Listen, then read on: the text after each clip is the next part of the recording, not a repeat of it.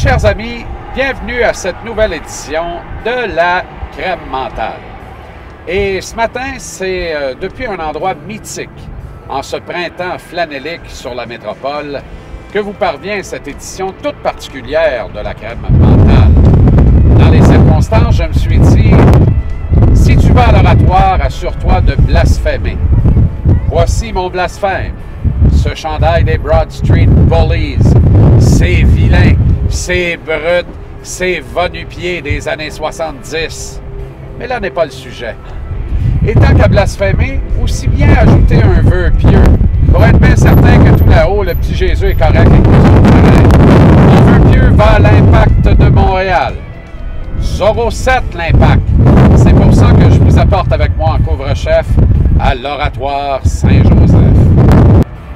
Et tant qu'à être à l'Oratoire, pourquoi pas n'y recevoir ce professeur de la Faculté de théologie et des sciences de religion de l'Université de Montréal, très porté sur la chose sportive, presque autant, sinon plus, et je lui ferai dire au cours de l'entretien, sur la chose sportive que sur la chose religieuse.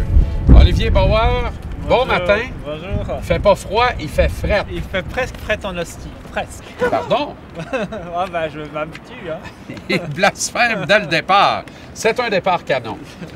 Olivier, vous connaissez le concept de la crème mentale, puisqu'il ne faut pas le dire à vos étudiants surtout, mais vous êtes un adepte de la taverne. Ah ben, forcément. Alors voilà, je vous offre Alors, on trinque. la crème mentale. Allez. Il est permis de se gargariser. Hein? Allons-y.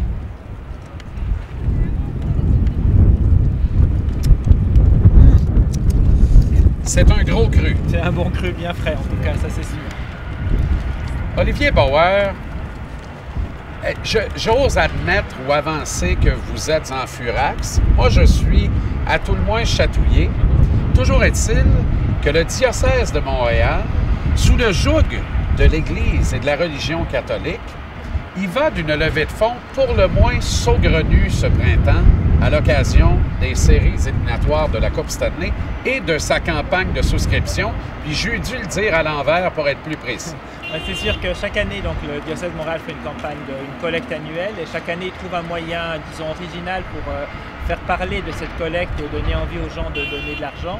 Et cette année, je crois que pour la première fois, ils ont imaginé une campagne, disons, interactive où on peut aller sur Internet. Le site s'appelle La Flamme des Séries. On peut payer $1 et allumer un lampion virtuel en mettant une petite dédicace à qui on veut. Je ne sais pas si c'est filtré ou corrigé. Et donc, l'idée, c'est de soutenir le Canadien en allumant un lampion et en espérant peut-être que cela pourrait influencer le cours des séries. Il y a beaucoup de choses là-dedans. Première des choses, on est rendu dans brûler un lampion 2.0, c'est ça? D'abord, c'est ça. C'est plus un lampion physique. C'est peut-être bon pour lutter contre le changement climatique. C'est un lampion virtuel qui reste allumé à l'écran, en tout cas le temps des séries. Mais on ne l'allume plus physiquement. C'est quelque chose qu'on peut faire à distance et on le regarde comme si vous regardez votre feu de cheminée sur votre télévision. Mais là, je veux bien croire que Jésus est partout. Là. Mais il reste accroché dans l'univers virtuel, dans le cyberespace. Vous croyez à ça? Moi, j'y mettrais pas trop Jésus. En tout cas, le lampion reste accroché dans le cyberespace et après, ce qui se passe, ce qui se passe pas, ce qui se fait, ce qui se fait pas, ça reste peut-être de l'ordre du mystère ou de la chose qu'il faudrait un peu préciser, théologiquement au moins. Est-ce que vous croyez que le diocèse de Montréal a tenu à informer la Sainte Flanelle de son projet saugrenu? J'essaie de contacter un contact chez l'ambassadeur du Canadien, mais j'ai pas reçu de réponse. Ça m'intéresserait de savoir comment le Canadien reçoit ces choses, lui qui est assez jaloux de son image. Pour remarquer que sur le site, les choses ont été faites par allusion. Il y a le tricolore, le bleu, blanc, rouge, mais il n'y a jamais le sigle du Canadien. C'est vraiment dans l'allusion plutôt que dans la citation directe. Blasphème, c'est peut-être trop fort, mais est-ce que c'est pas, je risque quand même, est-ce que c'est pas un peu un blasphème d'embusquer de cette façon l'image et l'amour du public pour la Sainte Flanelle à des fins mercantiles? Moi, pour une cause noble, c'est pas la cause que je veux condamner ici, c'est l'embuscade derrière ça. Ben, plutôt que blasphème, moi je parlerais volontiers d'idolâtrie, parce que c'est quand même quelque chose qui, théologiquement, encore une fois, on se demande, mais est-ce qu'on pense vraiment sérieusement que Dieu, s'il existe, et si on postule qu'il existe, est-ce qu'il pourrait être influencé par les lampions qu'on a eus? Et est-ce qu'il pourrait modifier le cours d'un match, par exemple, en fonction du nombre de lampions qui est allumé?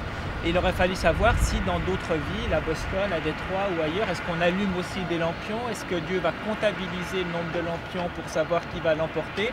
Plutôt que blasphème, moi je parlerais d'idolâtrie parce que c'est vraiment, à mon avis, une mauvaise façon disons, d'adorer ou de rendre un culte ou d'impliquer Dieu dans le sport et dans le hockey en particulier. Mais j'ai souvent utilisé l'expression le Canadien a pris le chiffre de jour et a relégué le petit Jésus sur le chiffre de nuit. Je pense que la démonstration en est faite par le diocèse de Montréal, parce que de faire ça, c'est de faire vœu qu'on a été remplacé dans le cœur des gens par la Sainte Flanelle. Oui, mais en même temps, c'est, disons, assez astucieux parce que c'est le retour de l'instrumentalisation. On s'aperçoit que le hockey instrumentalise la religion, par exemple en empruntant des cérémonies, des rites, des gestes, ce flambeau qu'on allume qui illumine la glace, des expressions, la Sainte Flanelle, les glorieux. Mais de là, on a le retour du bâton, si je peux dire comme ça, où c'est l'Église catholique qui va utiliser la notoriété, la sympathie que le public peut avoir pour les Canadiens, pour les glorieux, pour la Sainte Flanelle, pour son propre profit.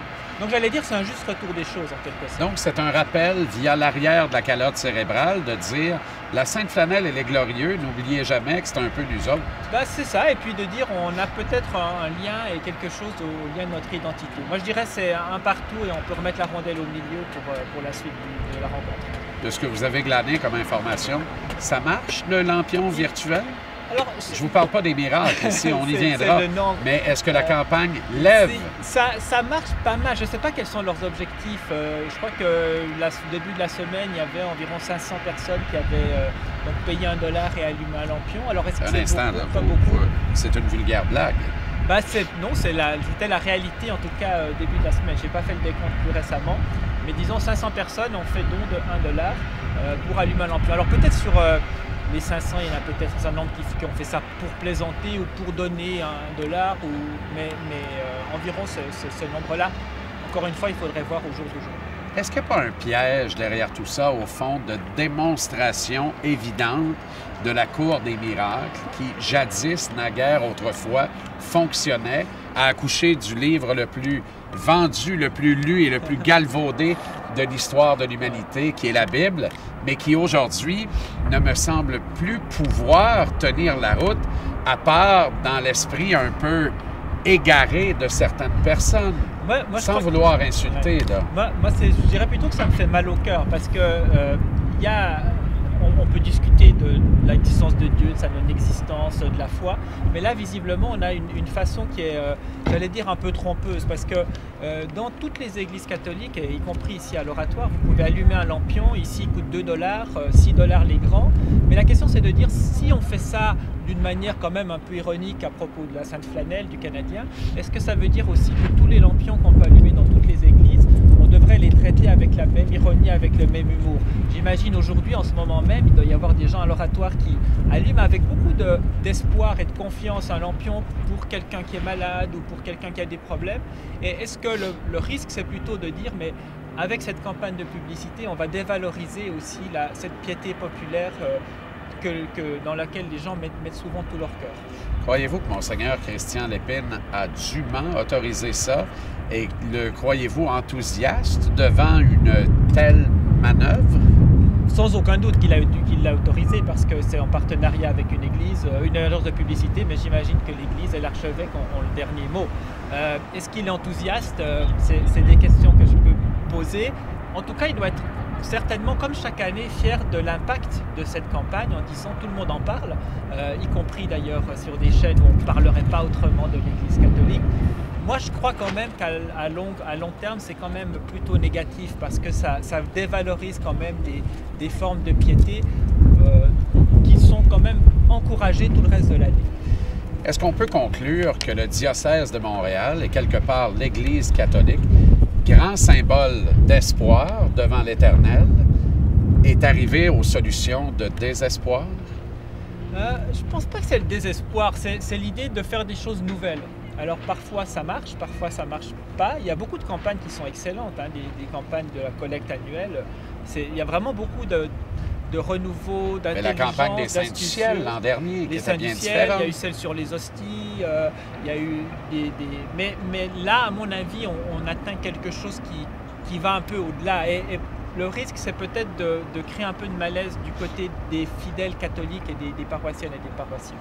On voudrait ne pas vous parler de hockey, évidemment. Le Canadien a tarabusté, demeurons polis, le Lightning de Tampa Bay. Est-ce qu'on est parti pour la cour au miracle? En tout cas, c'est fascinant. Moi, sur mon blog olivierbouer.org, j'essaye de suivre les expressions qui font vraiment du Canadien une religion pendant ces séries 2014. Et chaque jour, il y en a des nouvelles. La divine patinoire, les fidèles, les rites, les partisans, etc. etc.